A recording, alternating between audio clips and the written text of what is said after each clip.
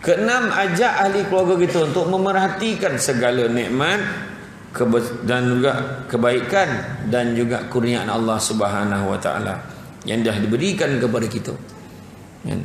Ajak keluarga kita semua ingat Allah dah bagi kita macam-macam.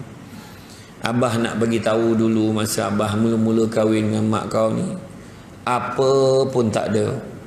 Alhamdulillah, dengan izin Allah, Allah murahkan rezeki kita. Ni semua pandai-pandai. Alung dapat masuk universiti, Angah dapat masuk universiti, alhamdulillah. Kemudian semua kerja elok-elok, alhamdulillah. Ini semua rezeki Allah bagi. Yang korang tak tahu, abah dengan mak dulu duit tak ada, susah. Sampaikan berniaga pagi, kemudian petang pergi kerja lagi, buat part time lagi, ikut lori lagi. Tapi alhamdulillah, Allah Ta'ala murahkan rezeki kita, semua cukup. Macam tu. Makna ajak keluarga kita. Jadi keluarga kita ni pun dah terbiasa. Hari ni kalau kita tengok ramai budak-budak rosak, bukannya diajar benda ni, diajar dengan bagi apa yang dia nak. Budak hari ni senang, nak apa cakap je. Allah Ta'ala uji muda dengan tua, sehat dengan sakit, lapang dengan sempit, muda dengan hidup dengan mati, dan juga kaya dengan kecukupan. Bukan kaya dengan miskin. Orang dulu-dulu baju sepasang cukup. Orang dulu-dulu, orang tua-tua dulu saya dengar kan cerita pergi sekolah, sampaikan kasut tu dengan tali kasut sangkut dekat tengkuk sebab tak nak rosakkan kasut tu. Berjalan berkilo-kilo sampai dekat-dekat sekolah baru sarung kasut tu. Tu sebab kaki buruk semua. Macam-macam batu, kayu, pijak, selumbar semua. Dulu punya susah. Budak sekarang kasut hilang. Buku tak tahu mana pergi. Senang aja. Ayah dah, yalah lah, besok belilah. Beli. Songkok hilang. Songkok atas kepala hilang. Budak sekarang. Tak cakap anak orang, anak sendiri. Tak tahu, tiba-tiba tak ada. Ayat dia, aduh, tu tak tahan. Tiba-tiba tak ada budak sekarang. Songkok hilang, kasut hilang. Duduk asrama lagi lah. Kasutmu, kasutku juga. Macam-macam hari ni. Dia orang senang. Baju hari Senin sampai Jumaat siap semua. Isnin lain, Selasa lain, Rabu lain, tak ada masalah. Berdobi hantar, bergosok siap Isnin sampai Jumaat. Dulu mana ada. Dulu sepasang itulah hadap hari-hari. Kena kuah sikit kotor, balik rumah cepat-cepat sental, cepat-cepat nak keringkan sebab besok nak pakai balik. Dulu sampai perang baju putih. Baju putih tu hujung tahun dah jadi perang. Kemudian diwariskan pula baju tu kepada adik-adik kesayangan. Diwariskan sebab sekolah yang sama. Kan? Itulah dia keadaannya. Kemudian menghadirkan hati secara keseluruhan dalam melaksanakan ketaatan kepada Allah SWT. Taatlah kepada Allah. Abdul As-Samarkandi kata, jaga 7 perkara. Jagalah lisan kita, jagalah mata kita. Lisan zikir banyak-banyak, mata pandang benda-benda yang baik, pandang Quran, pandang Kaabah. Yang ketiganya, jagalah hati kita. Jangan tamak, jangan dengki, jangan sombong. Jaga perut kita, jangan bagi benda-benda haram masuk ke dalam perut kita. Jaga tangan kita jalankanlah perbuatan yang baik-baik. Tolong orang mana selagi yang terdaya. Yang keenam, jagalah langkah kaki kita. Dan yang ketujuh, jagalah ketaatan kita kepada Allah dan Rasul.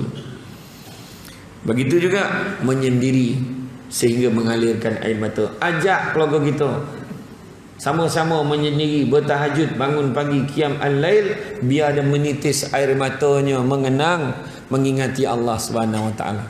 7 golongan yang mendapat naungan arasy Allah, yang mana tak ada naungan selainnya ketika hari akhirat kelak. Yang pertama, pemimpin yang adil. Yang keduanya, orang muda yang sibuk beribadah kepada Allah. Yang ketiga, orang yang hatinya terpaut pada masjid.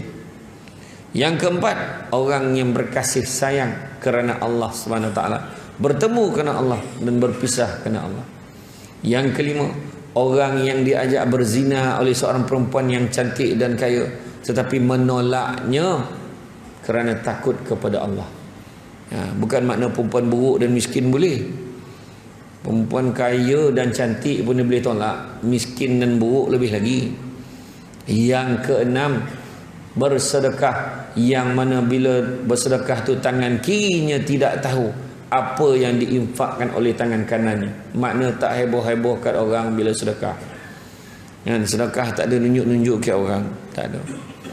Ada satu datuk tu dia sedekah, dia infakkan, dia beli tanah, dia wakafkan bina masjid niat untuk mak dia 6.5 juta.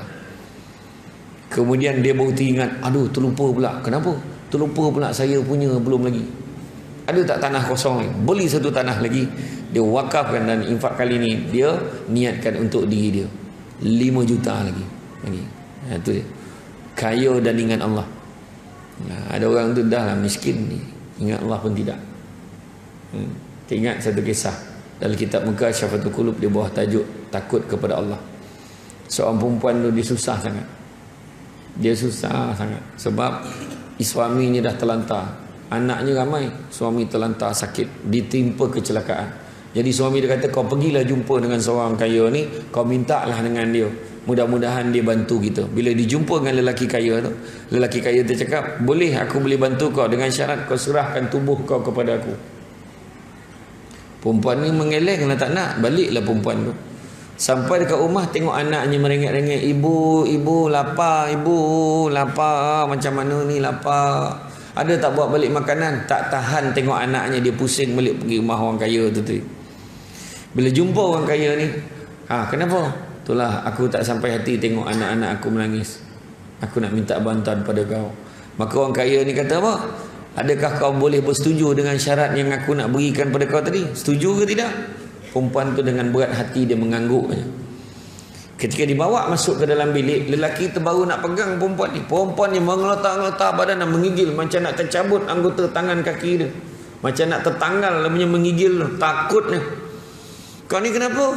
Sesungguhnya aku takut kepada Allah. Lelaki kaya ni tersentak, tersedar. Lelaki kaya ni kata apa? Engkau boleh takut kepada Allah bersama-sama dengan kefakiranmu, maka tentunya lah aku ini sepatutnya lebih takut kepada Allah bersama dengan kekayaan aku. Dia dari miskin, terdesak tadi, patutnya belasah ajalah, yang penting anak aku dapat makan. Tak, masih takut lagi kepada Allah. Jadi dia insaf, dia kata patutnya aku ni patut lebih ingat kepada Allah. Jadi sebabkan itu, dia bagi dekat perempuan tu segala macam yang dia boleh bagi. Perempuan ni balik, bukan hanya anak boleh makan, malahan keluarganya berubah hidupnya jadi senang. Nak tunjukkan banyaknya yang lelaki ni bagi kat dia. Nak tunjukkan murahnya rezeki bila kita ni patuh kepada perintah Allah. Tu cerita tu. Jadi ingat Allah banyak-banyak. Dan bila cerita tadi, yang ketujuh tu, yang keenam tadi itulah kan, yang sedekah tadi. Yang ketujuhnya, orang yang duduk bersendiri, yang dapat naungan arasy Allah, duduk bersendirian sampai menitis air mata kerana mengingati dosanya kepada Allah Subhanahu Wa Taala. Itu sebabnya kita ajak keluarga kita tu bersendiri juga, sama-sama kita bertahajud, berqiyamul lail, bangun pagi, qiyam al-lail bangun malam, tapi bangun koncing tidur balik tak kira. Itu bangun juga tu bangun malam juga, tapi tak adalah faedah tu kan. Bangun beribadah pada Allah, salat,